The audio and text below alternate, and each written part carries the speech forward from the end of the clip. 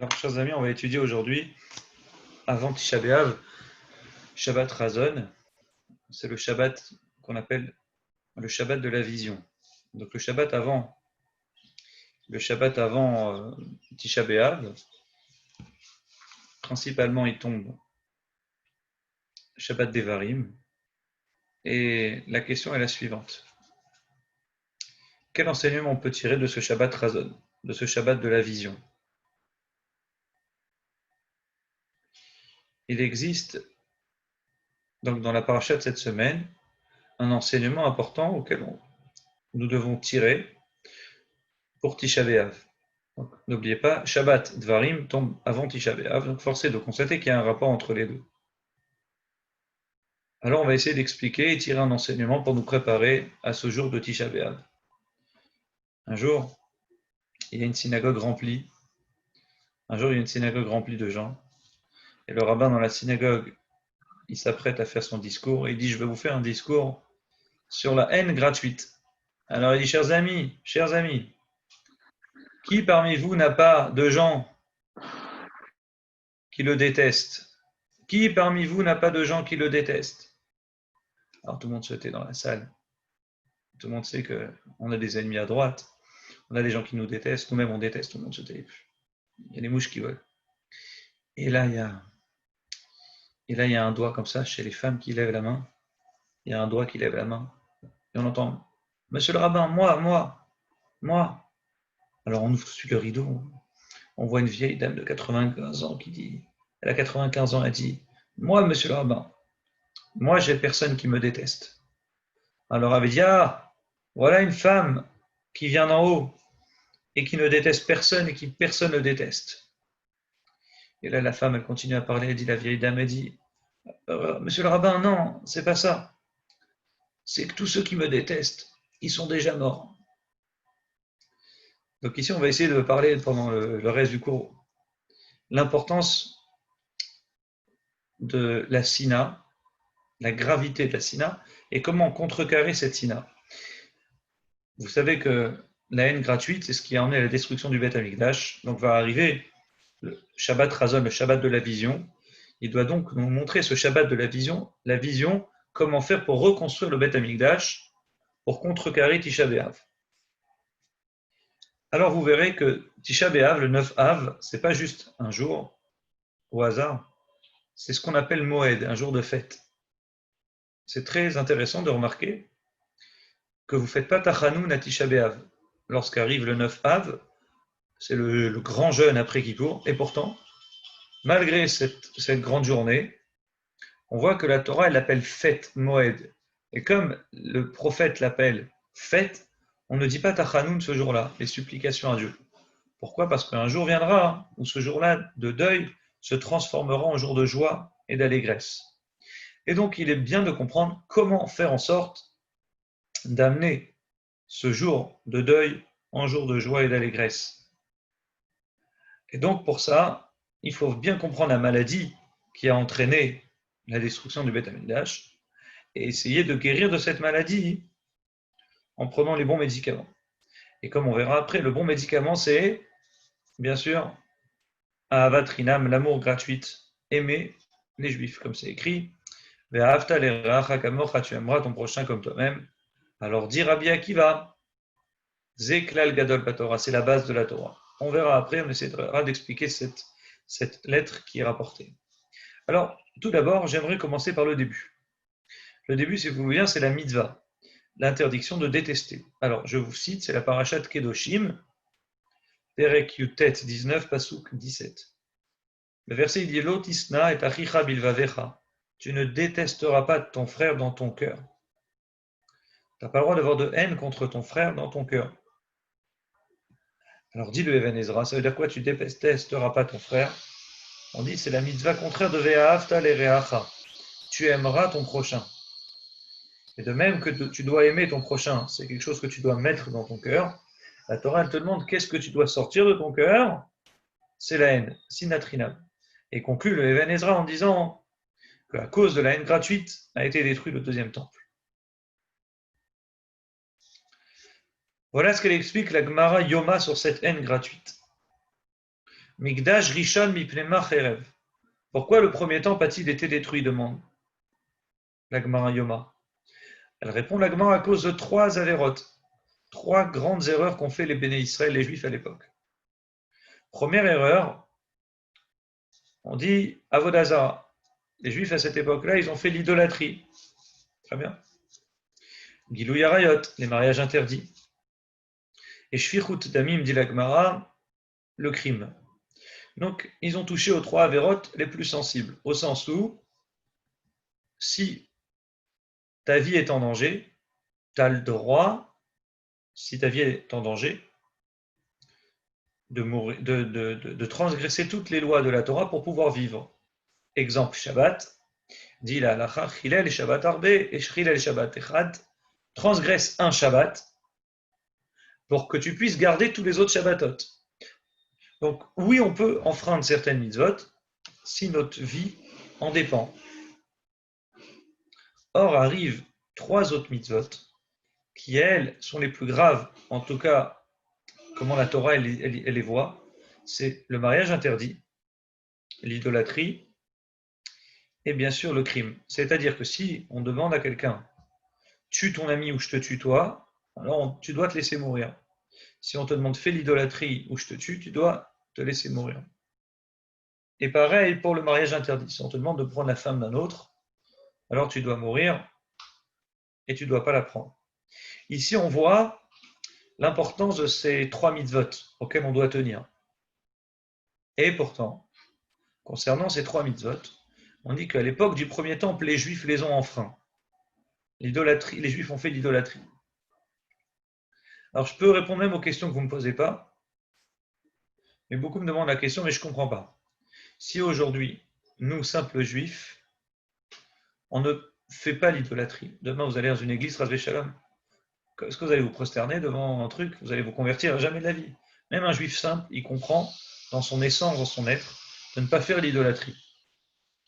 Comment à cette époque-là, à l'époque du premier temple, où il y avait des prophètes, où il y avait des grands tzadikim, mais surtout la prophétie en Israël, comment ils pouvaient faire cette avéra banale qui est l'idolâtrie, se prosterner à une idole? Concernant cela, je vous raconte juste une histoire que j'ai lue la semaine dernière sur cette idole, sur les idoles, ce qu'elles représentent, et bien sûr, la prophétie. Il faut savoir que Zéléoumadzie, Dieu, il a toujours fait une chose et son équivalent, c'est-à-dire que chaque pouvoir a son contre-pouvoir. Ça n'existe pas sur Terre une force sans une force contraire qui la préserve d'une certaine manière, qui va emmener le libre arbitre à l'homme. C'est-à-dire, exemple, on avait à l'époque Abraham. Abraham Avinu, c'est le premier qui a emmené la Emouna sur terre, la croyance en Dieu. Et Abraham, à cette époque-là, il avait un type qui était aussi fort que Abraham spirituellement, qui s'appelait Nimrod. Nimrod, c'était le contre-pouvoir de Abraham. Nimrod, c'est celui qui Mored, qui se révolte contre Dieu. Et Nimrod, il a emmené l'humanité entière à se révolter contre Dieu, entre autres à construire la tour de Babel. Et le simple Abraham, on l'appelait Abraham à Ivri l'hébreu. Pourquoi? Parce que Abraham, Ivri en hébreu, c'est vers l'autre côté. Abraham, il arrivait à accepter l'idée que même si tout le monde suit Nimrod, il va être tout seul de l'autre côté. Donc Abraham, à lui, tout ça, il a créé une émouna, une confiance en Dieu. Et cette émouna que Abraham a emmenée, alors cette émouna, elle a contrecarré le pouvoir de Nimrod. Donc on a Zé, Léoumadze. Dit le prophète, on a une chose et son contraire. Et bien sûr, elles ont les mêmes forces. C'est l'équivalent dans la Gdusha, dans la sainteté, dans la Touma, dans la pureté. Abraham et Nimrod. Rappelez-vous, quand Yaakov rencontre Esav, pardonnez-moi, quand je suis fatigué, excusez-moi, quand Yaakov prépare un plat de lentilles, il rencontre Esav, son frère, qui vient à sa rencontre et qui lui demande de prendre ce plat de lentilles. Qu'est-ce qu'il demandait? Ça, il dit j'ai faim, je suis fatigué. Explique les commentateurs, entre autres Rashi, je suis fatigué, aïefanori, parce que j'ai fait des bêtises. Qu'est-ce que j'ai fait ce jour-là?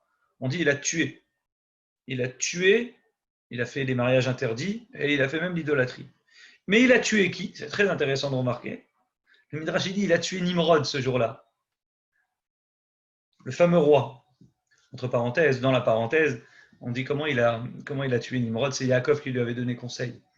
Il a dit, moi, Nimrod, celui-là, il me fait concurrence, il me gêne un petit peu. j'aimerais bien le tuer. Alors il demande conseil à Abraham. Abraham lui dit, à Yaakov, son frère jumeau. Il dit, Yaakov, toi, tu es un sage, tu étudies. Yaakov, il dit, écoute, Nimrod, il a une veste sur lui. Dis-lui que tu as envie de faire un combat à main nue avec lui, qu'il enlève sa veste. C'était la veste de Adam Arishon. Première veste, multicouleur. La veste avec un peu toutes les peaux de bêtes mélangées dans cette veste-là. Donc Nimrod, il a retiré sa veste et ça, il l'a tué. Mais vous remarquerez que le jour où Nimrod est mort, c'est le jour où Esav est revenu. Esav, il revient, il dit Aïef Anochi, je suis fatigué. Pourquoi est-ce que j'ai réussi à tuer l'autre roi, Nimrod. Mais ce jour-là, Yaakov, qu'est-ce qu'il faisait? Il faisait des lentilles. Et pourquoi il faisait des lentilles, dit Rashi? Parce que ce jour-là, Abraham mourut. Son grand-père Abraham. Abraham ne devait pas voir son petit-fils mal tourné, donc il est mort ce jour-là. Donc on voit que le jour où Abraham meurt, c'est le jour aussi où Nimrod, le contre-pouvoir, meurt. Nimrod, il a emmené l'idolâtrie sur terre, et Abraham, il a emmené la Emouna en Hachem. Et les deux, ils meurent le même jour. Zéléoumadzé. Et le même jour, qui va naître? Qui va révéler sa Neshama et qui l'autre va révéler son Yetzerara? Yaakov et Esav. Esav, le même jour, il reprend les forces spirituelles de Nimrod. Il devient le contre-pouvoir de Yaakov. Et Yaakov, ce jour-là, il se dégage de Esav et il prend son envol et il devient le Bechor. Il achète le droit d'aînesse parce qu'il veut lui prendre la Kedusha, la sainteté, que Esav lui renie la Kedusha. Donc on retrouve ici aussi un contre-pouvoir et un pouvoir entre Yaakov et Esav. Et Yaakov et Esav, ils sont nés le même jour. Et ce qu'on sait moins aussi, c'est les jumeaux, mais ce qu'on sait moins aussi, c'est qu'ils sont morts aussi le même jour. Qu'est-ce qu'elle dit, Rivka? Rivka, quand elle encourage son fils Yaakov à partir, elle lui dit la chose suivante. Elle dit, Yaakov, pars, car ce que ton frère Esav, il veut te tuer. Et elle dit, Lama eshkal shnechem yom echad. Pourquoi serais-je endeuillé de vous deux le même jour? De mes deux jumeaux, mes jumeaux, pourquoi les perdrais-je le même jour? Rachid dit, mais pourquoi les perdre le même jour? Rachid dit, sans se rendre compte, Rivka, elle a prophétisé sans savoir ce qu'elle prophétisait. Elle a dit, pourquoi vous perdrais-je tous les deux le même jour? Et Béhémet, ils vont mourir le même jour.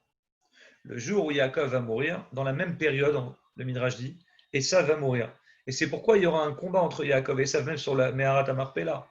Parce que les deux, ils sont morts le même jour. C'est très important de retenir ça. Et pourquoi ils sont morts le même jour d'après vous? Il y aura même le combat à la grotte de Marpella. Un, il dit, c'est moi qui vais être enterré, et ainsi de suite. Ceux Esav qui dit, non, c'est moi qui dois être enterré là-bas. Parce que les deux, c'était le pouvoir, le contre-pouvoir.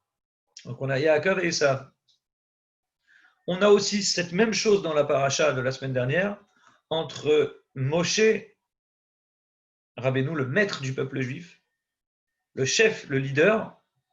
Donc Moshe, il prend le pouvoir, c'est lui qui devient le leader de tout un peuple sur terre. Et on a un contre-pouvoir qu'Hachem fait. C'est qui le contre-pouvoir de Moshe? C'est Bilam. Bilam le prophète. On l'appelle Bilam, pas Stam Bilam, un magicien.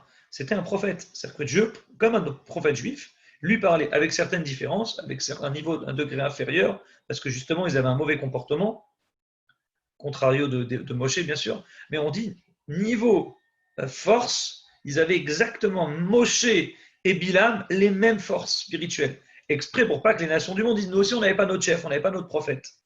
Il ne faut pas croire que Bilam, c'était un prophète de malheur qui faisait que des souffrances et qui était là à faire de la sorcellerie. Bilam, c'était à l'origine, il avait été envoyé par Dieu pour amener à faire tchouva aux autres nations du monde. Bilam, son défaut, c'est qu'il aimait l'argent, mais globalement, ça a été vraiment un prophète chez les Goïms, à tel point que quand il veut maudire le peuple juif, il n'arrive pas à le maudire, mais il donne le fameux conseil, il dit, je sais une chose, c'est que Dieu n'aime pas les mariages interdits et l'idolâtrie. Pour revenir à ce sujet-là. Il dit, je sais que Dieu, il donne le conseil aux Midianim, n'aime pas ni l'idolâtrie, ni le mariage interdit. Et si les Juifs arrivent à enfreindre ces deux choses-là, alors vous pouvez être sûr que vous gagnerez quelque chose. Vous pouvez être sûr que vous gagnerez au moins une bataille contre les Juifs, voire la guerre. Et c'est Bilam qui a donné ce conseil. En voyant qu'il n'arrivait pas à maudire les Juifs, il a donné ce conseil au chef de Midian. Et qu'est-ce qu'il fait le chef de Midian? Il envoie sa propre fille, il envoie une équipe de filles qui font quoi? Messirut Nefesh. Elles vont être prêtes pour mourir pour leur cause. Elles savent qu'elles vont mourir, mais il leur dit, vous avez comme mission d'aller faire fauter les Juifs. D'abord en vous occupant d'eux, en leur faisant plaisir. Mais pour arriver à ça, une fois que vous allez leur faire plaisir, vous allez enfin, dans un second temps, leur dire si vous voulez continuer avec nous, alors faites l'idolâtrie. Donc ça va se faire en 2 temps. Elles vont à la fois faire fauter les Juifs sous forme de mariage, bien sûr interdit, et puis dans un second temps, elles vont pousser ces filles de Midian, les Juifs à faire de l'idolâtrie en se prosternant à Péor, la Avodazara de Péor, qui était une Avodazara très connue à l'époque. Donc on voit bien ici que Moshe, lui, c'est le leader du peuple juif qui emmène la Emouna, qui leur apprend à ne pas faire Avodazara. Et on a un autre qui vient contrecarrer le pouvoir de Moshe, comme Yaakov et Esav, comme Abraham et Nimrod, et qui vient dire, Bilam, il faut impérativement que les Juifs fassent la Avodazara. Et de quelle manière elles vont le faire? Sous forme de Messirut Nefesh. Elles vont être prêtes à mourir. D'ailleurs, elles vont mourir, toutes ces filles-là. Elles vont être tuées par Moshe à la fin. Mais on voit qu'elles vont aller juste avec cette force folle, Messirut Nefesh un peu, une envie de mourir, des kamikazes spirituels pour faire fauter les Juifs. Et pour ça, il faut un kamikaze aussi qui va aider Moshe. Ça va être qui le kamikaze qui va pouvoir aider Moshe à faire un Messirut Nefesh, un vrai pour Dieu? Comment il s'appelle ce kamikaze? Pinchas. Et donc c'est Pinchas, le petit-neveu de Moshe, qui va prendre les armes, et qui va aller. Même si la halakha ne demandait pas de le faire, il a été au-delà de la halakha. Il a fait un Messirut Nefesh comme l'équivalent de ces filles-là, pour pouvoir tuer le chef de tribu juif et le fauteur est celle qui l'a fait fauter. Cosbi, en l'occurrence, et Zimri, le chef de la tribu. Donc on voit que Pinchas aussi, il vient avec les armes des Midianim, c'est-à-dire avec un Messirut Nefesh. Ça explique pourquoi c'est spécialement Pinchas qui doit tuer Bilam à la fin. Pinchas et Elazar, ils vont tuer à la fin eux-mêmes le fameux Bilam, le magicien. Tout ça pour vous dire qu'il y a un pouvoir et un contre-pouvoir. Et là, Avodazara, c'est quelque chose qui a été donné. Il faut bien comprendre ça. La Avodazara, c'est quelque chose qui a été donné au peuple, aux nations du monde, parce que c'était quelque chose qui fonctionnait et qui marchait. Et les gens, ils ont tendance à penser que comment nous, on va se faire Avodazara? Comment les Juifs, à l'époque du premier temple, ils ont pu faire Avodazara? C'est évident qu'on ne fait pas. Même nous, à l'époque de l'Inquisition, les simples Juifs, on était prêts à mourir pour ne pas se convertir. Donc comment on peut imaginer qu'à cette époque-là du premier temple, la Gemara dit ils ont fauté à travers la Avodazara, cette Avodazara-là. Alors dit la Gemara, parce qu'à cette époque-là, il y avait aussi un contre-pouvoir à l'idolâtrie. Qu'est-ce que c'est que le contre-pouvoir de l'idolâtrie? C'était la prophétie, Nevoua Shebe Israël. Les Juifs, ils ont eu des prophètes, de grands prophètes. Et en échange de ces prophéties, de ces grands prophètes qu'on a eus, on a eu, la Gemara dit, un contre-pouvoir qui s'appelle l'idolâtrie. Mais quand les sages, ils ont vu, quand le Sanhédrin a vu que les Juifs ne pouvaient pas tenir et que c'était trop difficile, leur Yetzer Hara était trop fort contre cette Avodazara, parce que justement, elle fonctionnait. Alors, dit la Gemara, ils se sont réunis, ils ont instauré un jeûne de 3 jours, 3 jours de jeûne, jour et nuit, comme à l'époque de Mordechai et Esther. Et ils ont prié Dieu, et ils ont dit, on ne sortira pas d'ici tant que Dieu t'a pas écrasé, t'a pas retiré la force à l'idolâtrie. On dit, à la fin du 3e jour de jeûne, la Gemara dit, un lion, une image de lionceau, petit lion, est sorti du Kodesh à Kodeshim, du Saint des Saints, et il est monté au ciel en disparaissant. Et donc là, la Gemara nous dit, ce lionceau, ça représentait la prophétie chez Israël. Pourquoi ça va être comparé à un lionceau, je ne sais pas. Mais oui, ils ont réussi leur pari, l'idolâtrie a disparu. Mais on dit depuis ce jour où l'idolâtrie a disparu, Batla, Nevoua, Israël, la prophétie, les prophètes chez Israël ont disparu. La prophétie, donc les prophètes, mais va-t-elle? Ça s'est annulé. Pourquoi ça s'est annulé? Parce que la prophétie, c'était le contre-pouvoir de l'idolâtrie. Donc tout ça pour vous dire, on arrive vraiment donc, au sujet important du cours. Si la prophétie, c'est si important parce qu'il y a le contre-pouvoir qui s'appelle la Avodazara. Donc la Avodazara, c'est vraiment la Avera la plus connue, la plus grave. Et pourtant, on voit que les Juifs, bien sûr, ils ont transgressé cela. Et c'est pour ça qu'il y a eu la destruction du premier temple. Mais ce qui est très drôle, d'une certaine manière, c'est que la même Gemara, elle continue et elle dit, pourquoi Dieu a détruit le deuxième temple? À cette époque-là, les Juifs, au contraire, ils avaient déjà reçu leur claque du premier temple. Donc, au contraire, ils étudiaient la Torah, ils faisaient les mitzvot, ils faisaient du chesed, de la bonté. Pourquoi il a été détruit? À cause de sinatrinam, la haine gratuite, dit la Gemara Yoma. Et donc de là, on comprend que la haine gratuite, avoir la haine gratuite, shkula, c'est l'équivalent d'Ilagmar de Shalosh Averot des 3 Averot. C'est-à-dire qu'avoir de la haine comme ça contre quelqu'un, c'est très très grave.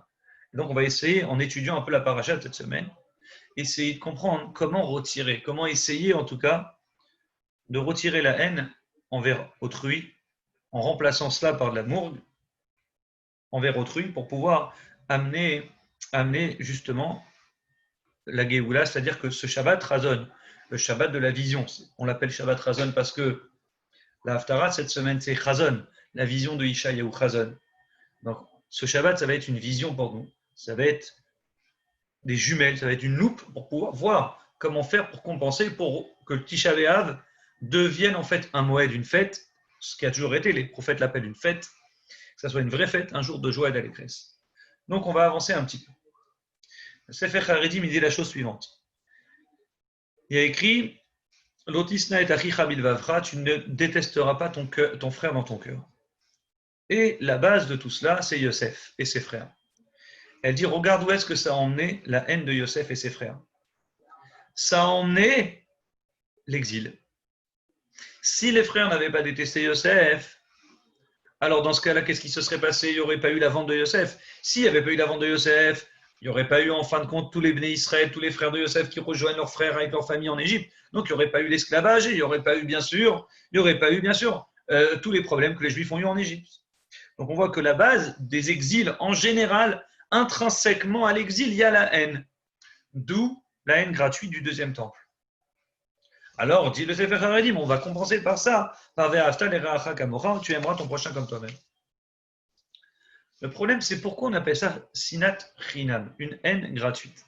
Alors, là, vraiment, j'attire votre attention sur cette question. Est-ce que la haine, c'est gratuit en général? Je ne connais pas une personne qui peut avoir de la haine contre quelqu'un gratuitement. C'est-à-dire toujours, en général, on a de la haine pour une raison. Celui qui a de la haine gratuite, c'est un fou. C'est juste un fou. Pourquoi on appelle ça sinat chinam, de la haine gratuite? Et donc, pour les 20 dernières minutes qui nous restent, on va essayer d'expliquer, de développer ça, parler de cette haine gratuite, comment en réalité interpréter cette phrase des Chachamim. Et quand on regarde dans l'histoire toutes les haines gratuites que la Torah nous parle, on verra que c'est jamais gratuit. Il y a une haine à cause de la peur. On a peur d'autrui. Donc cette peur se transforme en haine. Il y a une haine qui provient de l'amour, comme disait l'autre. La barrière, la frontière entre la haine et l'amour sont très très proches. Ça veut dire très très fines. Un jour, on peut adorer quelqu'un justement parce qu'on l'aime beaucoup. Ça se transforme en grande haine. Les plus grandes disputes sur terre, c'est fait des gens qui se sont aimés. Ou ça vient des fois de la famille, entre familles. Pourquoi? Parce que justement, on est tellement liés, on s'aime tellement que quand on reçoit un coup par un autre, on ne peut pas supporter ça. Donc c'est une haine, pas de peur comme le premier cas, mais c'est une haine d'amour qui provient d'un amour. Et enfin, on a une haine qui provient d'un mal que quelqu'un nous a fait. Ce n'est pas une peur, ce n'est pas une haine qui provient d'un amour qui a été abîmé, mais surtout d'un mal que quelqu'un nous a fait. Et je vais vous donner 3 exemples qui sont rapportés, qui sont donnés en exemple dans la Torah de ce qu'on appelle une haine et qui va arriver à des drames. Et pourtant, dans ces 3 haines, dans ces 3 exemples que je vais vous raconter, pas une ne s'appelle réellement haine gratuite. Commençons par Yosef et ses frères. Il est écrit que Yosef était âgé de 17 ans, il était berger envers ses frères, avec ses frères dans les troupeaux. Et Yosef ramena des mauvaises paroles à son père. Tout démarre de là. Yosef, il commence par faire la shonara. Il dit des mauvaises paroles à son père, il dit voilà mes frères ils font ci et ils font ça. Il racontait à son père il mange de la viande vivante. Mais il pensait vraiment qu'il mangeait de la viande vivante, ce qui était interdit. En fait il se trompait Yosef, il avait mal vu, mal interprété. Il disait mes frères sont en train de me mépriser, ils se moquent des fils de tribus, des fils de servantes. Gad Asher, Dan et Naphtali. Et bien sûr je les soupçonne aussi encore une fois de faire des mariages interdits. Entre guillemets, ils parlent trop aux Kénanéennes dans le coin là-bas, ils font du business avec eux. Le troupeau, et je le vois, il parle trop aux filles. Entre guillemets, il est soupçonné, bien sûr, encore une fois, de faire des mariages interdits, et il répétait tout ça à son père. Et ses frères de bonne foi, qu'ont-ils fait? Vaïsné ou Otto, ils l'ont détesté. Mais ils l'ont détesté pourquoi? Ils ne pouvaient plus lui parler en pélo, Yachlou, Dabro, les chapitres. Tu vois que le type, il est là. Il est en train de t'annoncer que ça va être leur chef. Yosef, il vient, il leur dit, il leur raconte les rêves en disant, voilà, vous étiez avec moi en train de former des gerbes, et ma gerbe s'est dressée, et vos gerbes se sont prosternées à la mienne. Voilà qu'il y avait le soleil, la lune et 11 étoiles qui se sont prosternées carrément à moi, pour le coup. Donc il dit tout ça, ça a réveillé une haine. Vayosifu otsenoto, ils l'ont encore plus détesté. Mais ils l'ont détesté à cause de ses rêves et à cause de ses paroles. Donc comme le type, il disait, il racontait dans ses rêves des bêtises, il disait j'ai fait des rêves, il les incitait un peu. Ensuite, par ses paroles, en faisant la shonara, la Torah dit al chalomota val devarav, à cause de ses mauvaises paroles, à cause de ses rêves. Donc tout ça, ça a engendré une haine. Donc c'est une haine d'une certaine manière qui n'est pas chinam, qui n'est pas gratuite. C'est une haine normale. J'ai peur de l'autre. L'autre, il me dit, il va être mon chef. L'autre, il est en train de m'annoncer qu'il va être mon roi. Les frères lui disent, mais alors, Timloch, allez-nous, tu crois que tu vas être notre roi, tu vas être notre chef. Donc c'est une guerre, c'est une haine, pardon, de bonne guerre, si je peux dire. C'est une haine de peur. J'ai peur de l'autre parce qu'il me fait peur. Donc je commence à le détester. Donc on ne comprend pas vraiment pourquoi Sinatrinam.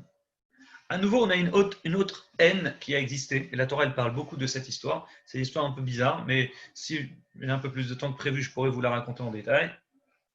Cette histoire, elle est rapportée par, c'est l'histoire du Navi, du prophète, qui raconte la chose suivante. Donc cette histoire que je vous raconte. Mais qu'est-ce qu'on va pouvoir bien faire? Alors, on raconte la chose suivante. Mais qu'est-ce qu'on va pouvoir bien faire? Je ne sais pas si vous avez remarqué, mais Attendez. qu'est-ce qu'on va...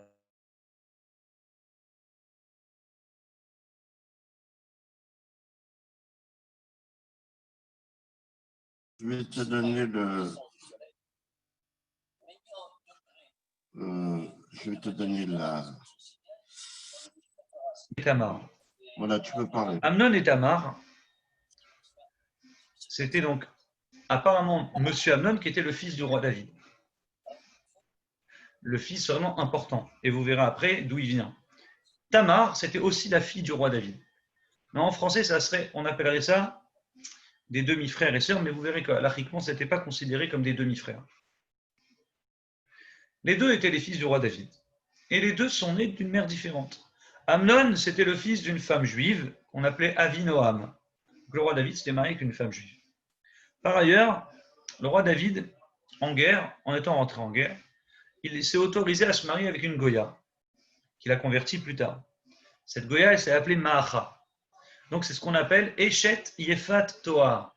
La paracha nous raconte cette histoire.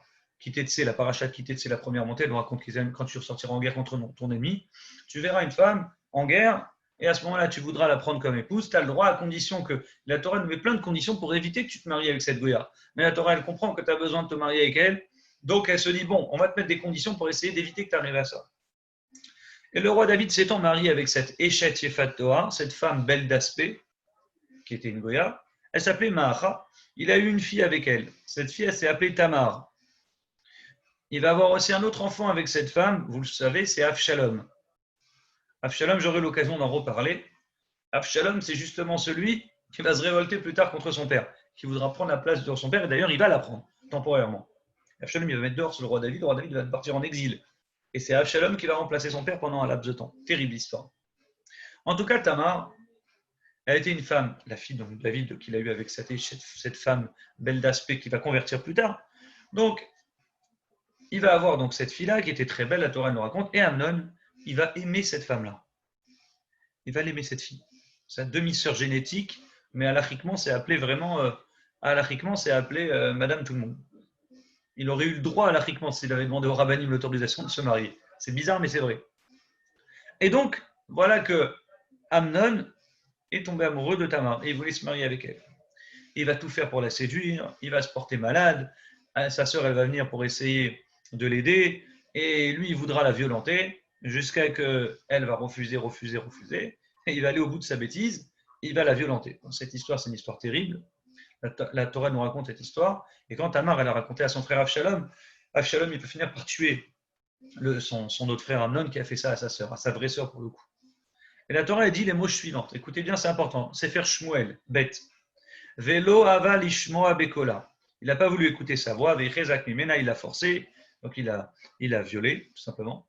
Vaisnae à Amnon. Amnon, il a fini par la détester.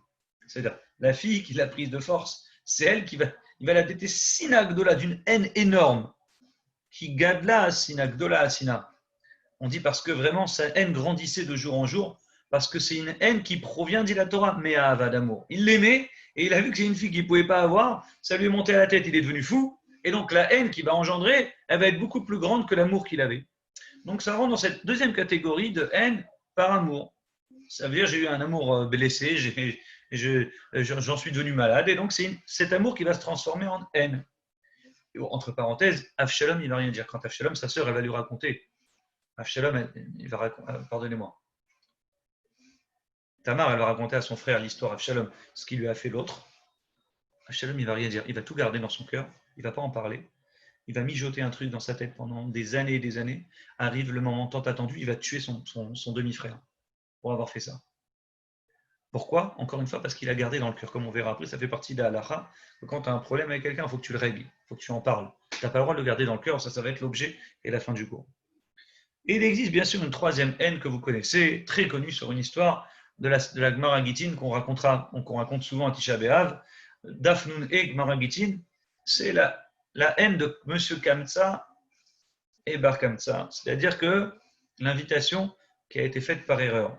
La Gemara nous dit, à cause de M. Kamtsa et Bar Kamtsa, Jérusalem fut détruit. Comment? Il y avait un homme très riche, la Gemara raconte.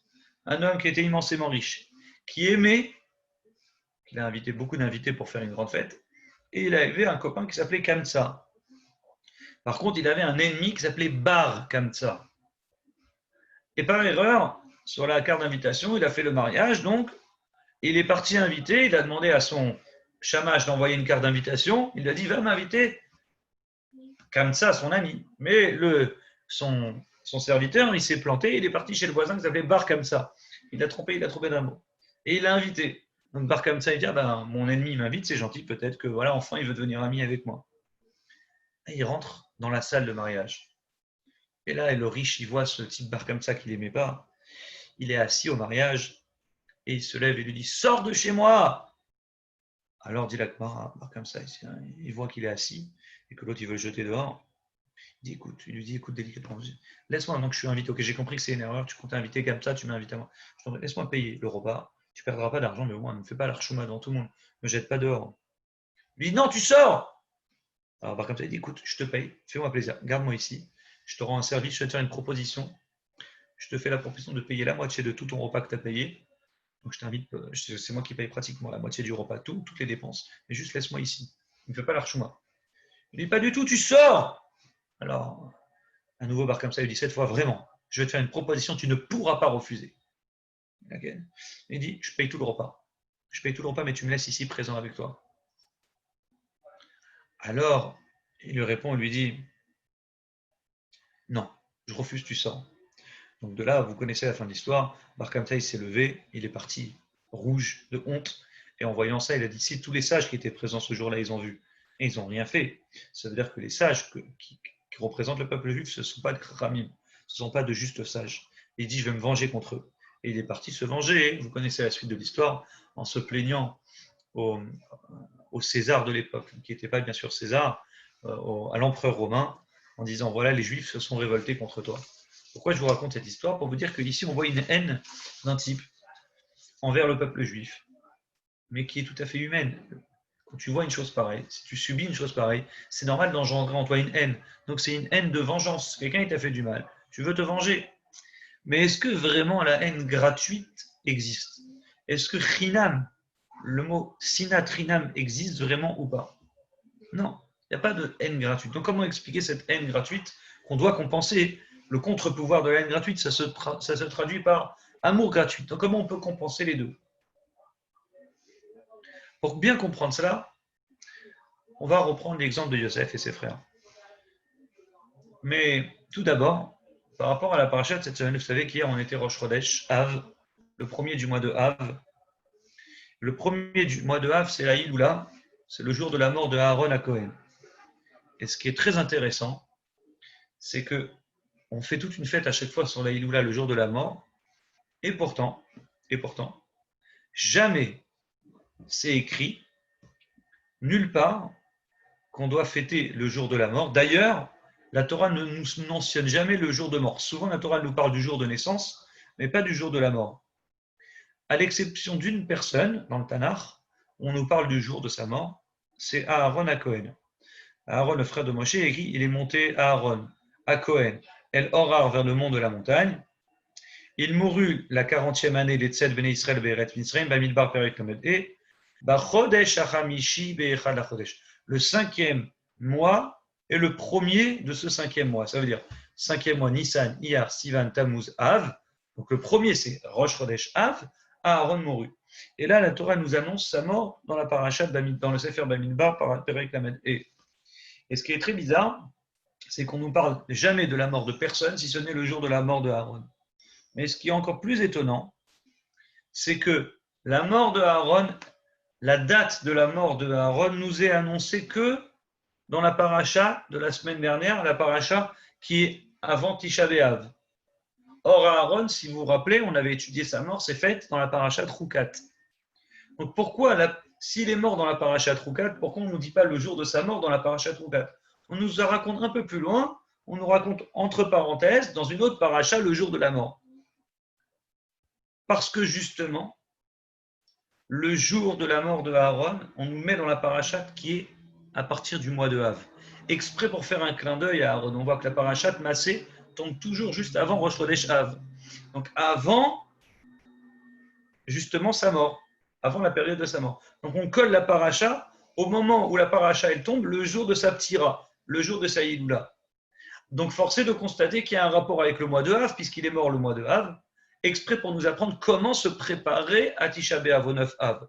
Et de même qu'il existe une haine gratuite, comme on verra après qu'est-ce que c'est que gratuit, de même il existe un amour gratuit, et c'est celui de Aaron. Aaron, c'est le médicament qui va nous guérir du poison, qui est la sinatrinam, la haine. Aaron, c'est l'antidote, comme c'est rapporté que Hachem, il est toujours Magdim Refoua à la Maka, Hachem, il précède la guérison à la maladie. Sur chaque maladie existe un remède, et le remède, Dieu, il l'a créé avant la maladie. Parenthèse, c'est écrit que concernant Moshe, écrit Vaïtemou Yemé Bechi Evel Moshe. Moshe, ils ont pleuré la mort de Moshe, et ensuite ils ont arrêté de pleurer. Chez Aaron, il y a écrit, ils ont pleuré à Aaron 30 jours, mais il n'y a pas écrit, ils se sont arrêtés de pleurer. Pourquoi la Torah ne nous dit pas qu'ils se sont arrêtés de pleurer chez Aaron? À l'inverse de Moshe, écrit, ils ont terminé les pleurs. Parce que Aaron, chaque année, ils ont refêté son année, son Yom HaPtira. Donc chaque année arrivait le jour de Rosh Chodesh Av, et les Juifs pleuraient en pensant à Aaron. Pourquoi? Parce qu'Aaron, c'est quelqu'un qui nous rappelle ce qu'on doit faire. Et ce qu'on doit faire, c'est l'amour gratuit, aimer le peuple juif. Alors comme il nous reste vraiment une dizaine de minutes, j'aimerais vous revenir sur notre sujet qui est, on a compris qu'il y a un contre-pouvoir, c'est-à-dire qu'on a sur chaque chose zélé ou matzé, on a un tzaddik, on a un rachat, on a un avis, un prophète juif, on a un prophète goy, on a Abraham, on a Nimrod, pareil, on a un problème qui est la haine, qui elle a engendré Yosef, qui descend en Égypte et qui va entraîner l'exil d'Égypte. On a la haine qui va justement entraîner la destruction du deuxième temple, contrairement au premier où c'était que de l'idolâtrie, Or, il existe le remède à cela, c'est l'amour gratuit. Donc, pour répondre à ça, on va d'abord essayer d'expliquer qu'est-ce que c'est que cette haine.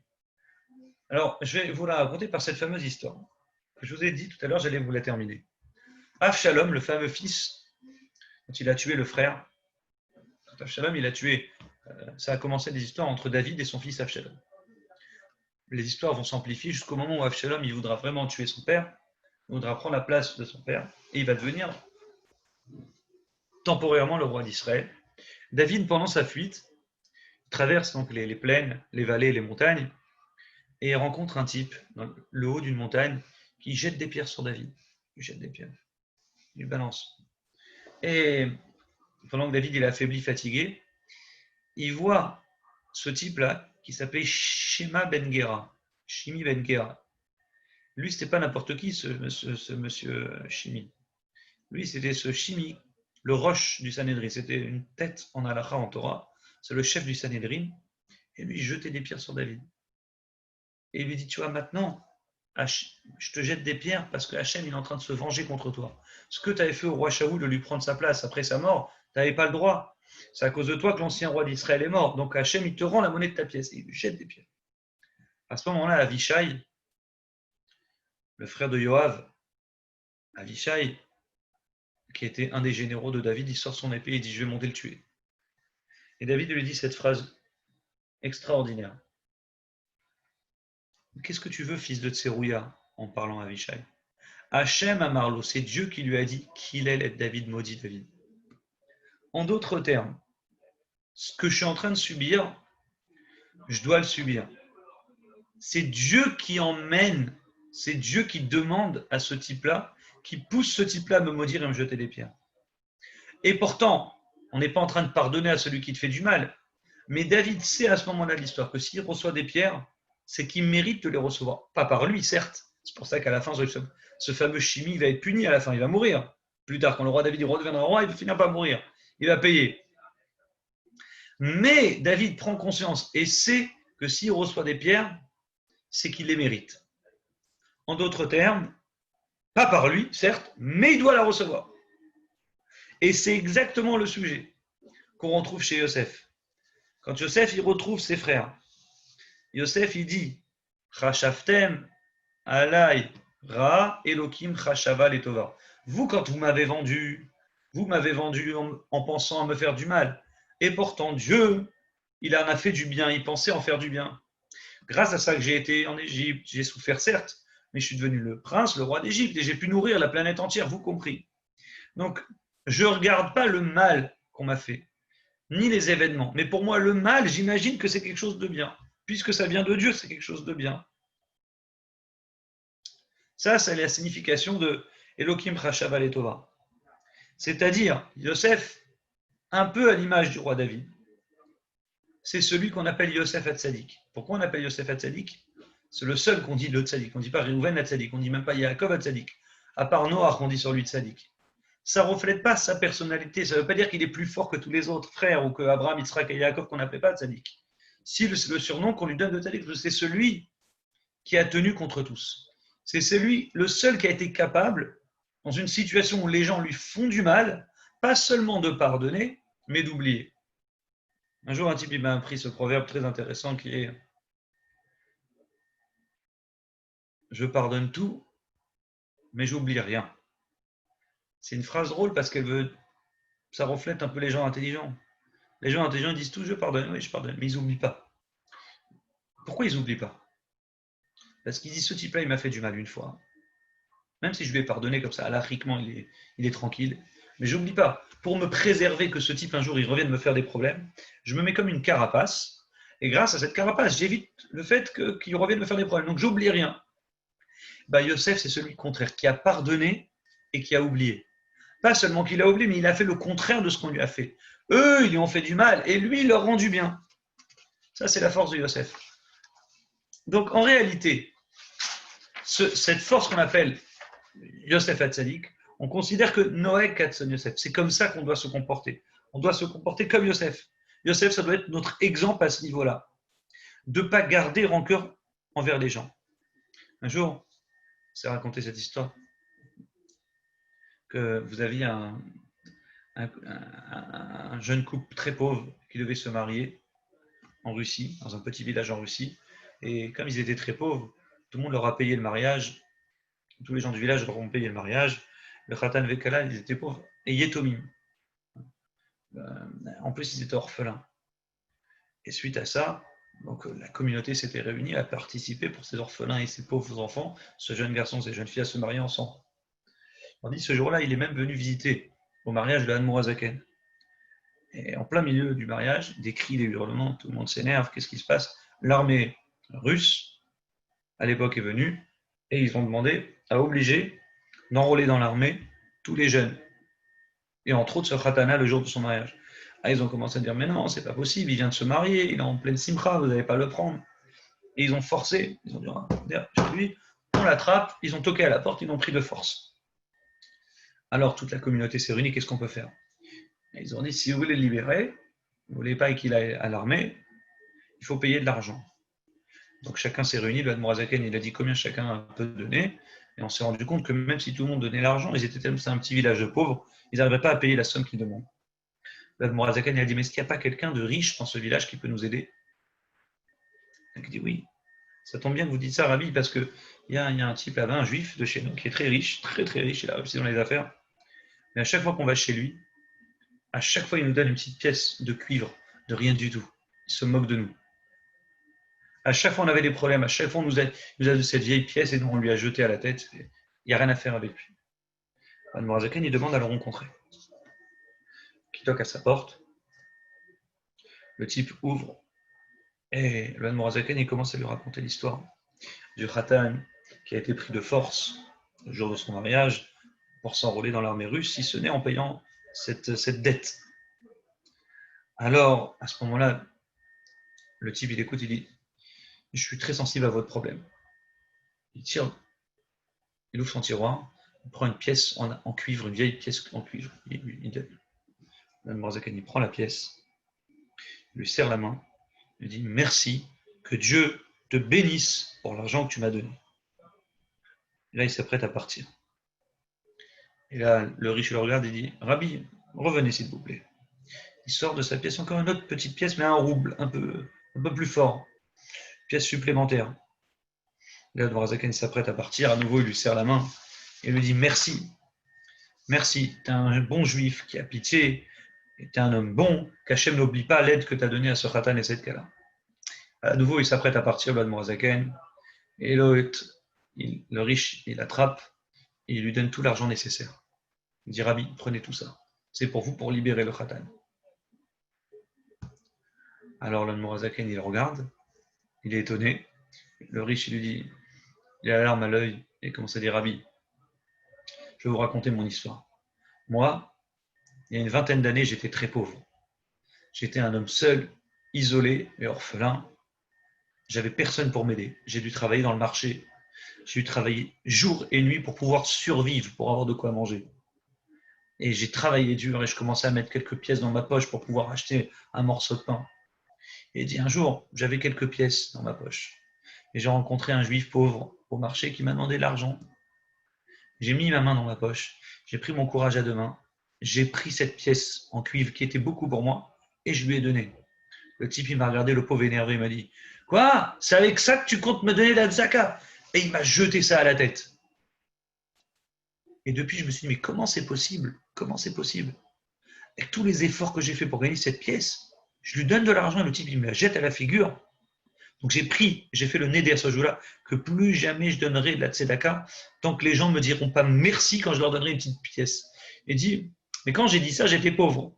Et comme j'ai fait ce neder, ce vœu-là, les années ont fait que je me suis enrichi, je suis devenu de plus en plus riche, de plus en peu plus important, et j'avais fait le neder qu'à chaque fois que quelqu'un me demanderait l'argent, je lui donnerais cette pièce jusqu'à qu'il doit me dire merci. Donc je ne pouvais pas donner plus que ça. Il dit à chaque fois à qui je donnais aux gens, les gens me jetaient la pièce à la figure. Il dit, quand vous êtes arrivé, vous m'avez dit merci. Une deuxième fois, j'avais un doute, je vais redonner une petite pièce supplémentaire. Et vous m'avez dit merci, que Dieu te bénisse. Il dit, là, j'ai décidé, je vais vous donner l'argent. Le Morazaken lui a dit oui. Il dit, quand tu as donné l'argent, tu t'es sorti toi-même de ton vœu. Parce que je t'ai dit merci, mais toi, tu t'es sorti, donc tu pouvais pas te donner à ce moment-là plus, même à l'Afriquement. Donc ici, on voit une histoire intéressante qui illustre très bien la notion de croire dans les gens. C'est-à-dire qu'il y a la nature humaine qui existe, mais ce type-là, s'il fait une bourde et s'il fait une bêtise, c'est pas vraiment parce qu'il a une haine comme ça, pas parce que c'est un méchant qui est tout noir. Il n'y a pas un noir et un blanc sur Terre. Il y a une zone grise. C'est-à-dire même si on voit des gens qui se font des mauvaises choses, il ne faut pas dire que c'est des gens noirs. C'est des gens juste, ils sont dans une période difficile. Et s'ils font ça, il y a une raison qui les pousse à faire ça. C'est pas bien, c'est une erreur, certes, mais il y a quelque chose dans cette période dans leur vie qui a fait, qui les a poussés à faire ça. Et en disant ça, on ne veut pas justifier ce qu'ils font. On veut expliquer que la sina, la vraie haine, ça n'existe pas en réalité. Et qu'une haine, elle vient parce que je sens une haine, un regard de l'autre qui est haineux envers moi. Donc à cause de ce regard haineux du type qui est contre moi, moi, je vais me protéger. L'humain se protège en créant lui-même une haine envers l'autre. De même que quand vous aimez quelqu'un sans raison, vous l'aimez, vous l'appréciez, il le sent, il le voit, il le regarde, et il vous rend cet amour-là. Il va être aussi bon avec vous. Alors de la même manière, dans la sinatrina, dans la haine gratuite, en réalité, une haine qui est gratuite n'existe pas. En réalité, ça veut dire que c'est juste un retour de haine. Comme le type me déteste, alors moi, pour me préserver, pour me protéger, je suis obligé de réveiller en moi une haine envers lui. Et c'est de Yosef qu'on apprend cette histoire. Quand Yosef, il dit en réalité, vous avez pensé à me faire du mal, mais Dieu a pensé au Kim Chashaval Tova. Automatiquement, en réalité, j'ai réveillé en moi un sens contraire à ce que vous m'avez fait. Parce que j'ai compris que ce qui s'est passé derrière votre acte, ce n'est pas important. C'est ce que Dieu comptait. C'est ce que Dieu voulait. Donc, je n'ai pas réagi envers une haine envers vous pour me préserver, mais au contraire, Mais au contraire, j'ai réveillé, j'ai compris que derrière ça, il y avait un événement que Dieu attendait. Et donc, j'ai réussi à me préserver de cette haine. Et c'est pour ça que Yosef, une des raisons, c'est le seul qu'on appelle tzaddik. Et c'est exactement l'enseignement qu'on peut tirer de cette histoire de Sinat Rinam. La Sina, en réalité, quand on a une haine gratuite, c'est vrai que ça n'existe pas. Mais les Chinam, en fait, il faut rajouter un lamed. La haine, elle vient pour quelque chose de Chinam, de rien. Ça veut dire que de rien est venue cette haine, parce que j'ai senti que l'autre était haineux envers moi. Mais si j'arrive à me projeter différemment, si j'imagine différemment la chose qui m'arrive, ou la réaction de quelqu'un envers moi, automatiquement, on va rentrer dans un cercle vicieux qui va emmener au contraire de l'amour les uns envers les autres. Alors permettez-moi de conclure, comme il nous reste quelques minutes rapidement. Par... Tu as tout ton temps, hein. Si tu veux rester, tu restes. Moi, je suis payé que jusqu'à 22h. Hein. Non, je plaisante, Shalom. Non, mais je te paierai les suppléments, t'inquiète pas. Alors, je conclurai juste avec l'Otisna et Achicha Bilvachra. Là, c'est un bel enseignement qu'on peut tirer à l'article de cette histoire. Si vous avez encore 1 minute 30, je conclurai avec ça. Le passage qui dit l'Otisna et Achicha Bilvachra. Tu détesteras pas ton frère dans ton cœur, n'est-ce pas? Vous vous rappelez cette fameuse règle que je vous ai apprise et le Even Ezra que je vous ai enseigné au début du cours. Et pourtant, juste après la mitzvah, c'est Ochear Tochear et Amitecha. Tu dois réprimander ton ami. Donc, en réalité, rappelez-vous, il y a un lien. Je vous avais expliqué que chaque mitzvah sont liées les unes aux autres, comme un train, n'est-ce pas, avec un socle qui tire tous les wagons les uns aux autres qui attachent. Donc, chaque mitzvah, quand on dit tu ne détesteras pas ton frère, et après on a une mitzvah qui est tu réprimanderas ton frère quand il fait des erreurs. En réalité, dit le Rambam Nachmanide, c'est justement pour éviter d'avoir de la haine contre quelqu'un, la meilleure chose à faire, c'est Ochear Tochear. Parle, ne garde pas dans le cœur. Si quelqu'un il te fait du mal, alors tu dois lui parler. Au lieu de faire la shonara et répéter à ton, t'as vu ce qu'il m'a dit, t'as vu ce qu'il m'a dit? Prends le courage à deux mains, prends ton téléphone et appelle le type. Tu dis, dis-moi, j'ai entendu que tu as dit ça, juste pour savoir. Pourquoi tu as dit cette chose-là? Si tu lui reproches, si tu arrives à être au khayar, tu arrives à lui réprimander avec des mots justes, tu dis pourquoi? Je veux comprendre. Tu as dit du mal de moi, pourquoi? Automatiquement, tu éviteras d'avoir la haine. Parce que jusqu'à maintenant, ce n'était pas de la haine que tu avais, c'était juste quelque chose de naturel. Tu avais dans le ventre quelque chose parce que lui, il t'a dit du mal. Mais si tu veux ne pas avoir de la haine, alors parle, ne garde pas dans le cœur. Et dans toutes les histoires que je vous ai racontées de haine, les frères ont gardé dans le cœur. Yosef, lo yachlou d'abro les shalom, le pasuk dit, ils n'ont pas pu lui parler en paix. Ils n'ont pas voulu lui parler. Ils ont gardé ça dans le cœur. Donc comme ils n'ont pas pu parler, ils ont gardé. Ben, ça a explosé. Amnon et Tamar, la deuxième histoire, pas seulement une haine de peur. Hein. La deuxième haine, c'était, je vous ai dit, une haine de vengeance pure et simple. Le type, il me fait du mal, je vais lui rendre du mal. Pourquoi Avshalom, il a tué son frère? Parce qu'il a fait du mal à sa sœur, n'est-ce pas? Il dit oui, Amnon, il a fait du mal à ma sœur Tamar. Ok, d'accord. Tu vas le tuer pour ça. Tu vas le tuer, c'est fou de faire un crime. Il dit pourquoi il l'a tué? Parce que la Torah dit, il l'a détesté dans son cœur et il n'a rien dit.